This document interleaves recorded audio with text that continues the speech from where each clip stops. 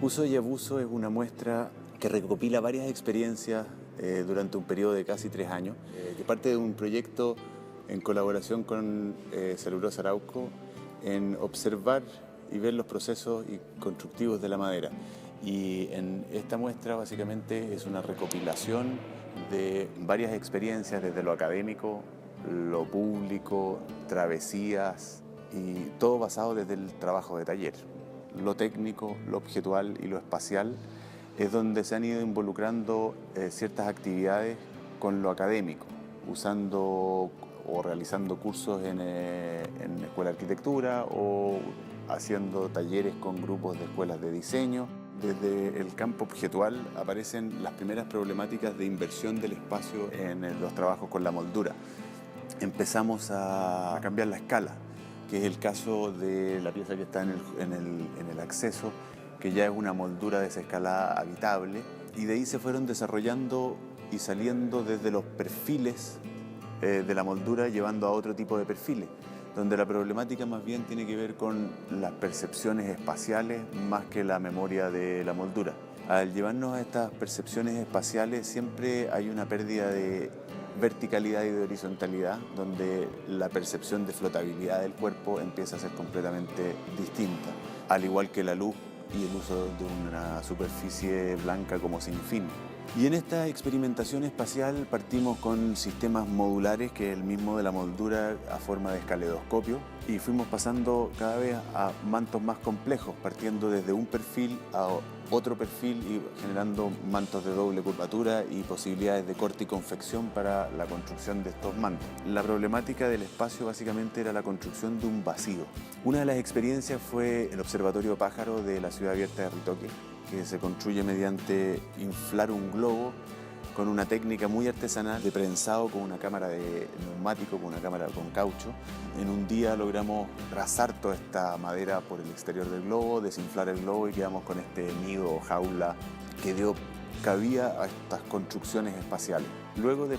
ese laboratorio se empieza ya a construir un cuerpo de obra que empieza a hablar de distintos campos, de la objetualidad, de la espacialidad. En la puesta en escena tenemos 3 situaciones. La situación del hall central, que funciona como una gran instalación interactiva, ya que va construyendo esta especie de ciudad donde todos participamos en esta relación con cómo vamos construyendo ciudad entre todos, como un problema social. Y está contrapuesto con otra obra de otra exhibición que se llama Bridges and Borders, una curatoría internacional. Se llama Políticas Públicas la obra y corresponde a un proyecto en que me invitaron, en la cual las problemáticas eran más bien de fronteras políticas, migraciones, y dentro de eso, ya que era en el Centro Cultural de la Cárcel de Valparaíso, me pareció interesante la torre de vigilia y como un dispositivo de control social y territorial. En la madera siempre hay como una visión de lo nefasto que es que se queme, por la fragilidad que puede agarrar, por el cambio de condición del material y también por la posibilidad de materiales que se desaparezcan y sean reciclables y no dejen residuos, o sea, materiales biodegradables. Por otro lado, la sala de estudio, donde se planteó un poco como traer el taller para acá o el estudio claramente editado, de tratar de ir entendiendo todos los procesos por los cuales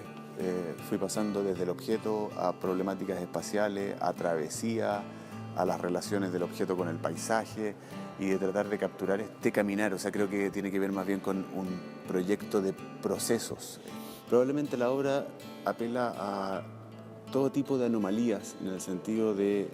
que nuestra realidad básicamente es una ficción construida, una ficción cultural construida. La obra siempre está jugando a quebrar esa ficción y plantear que la realidad es una construcción mental. Luego acá en el museo estamos con el experimento HU1, que tiene que ver más bien con la construcción de una piel, de hacer una especie de inflable de madera, en los cuales se genera un sistema más bien de corte y confección y un tipo de costura más que hablar de estructura, yo hablaría que la propia estructura es su propia cáscara. Y en ese sentido está llevado o abusado al límite las posibilidades estructurales con respecto al peso. El proyecto experimento, en cierta forma, yo creo que es un abuso bastante radical desde varios aspectos, desde el aspecto técnico, desde el aspecto de la experiencia y desde la posibilidad de construir dentro de una sala en un segundo piso a manera de inflar un cuerpo de madera dentro de plazos cortos y de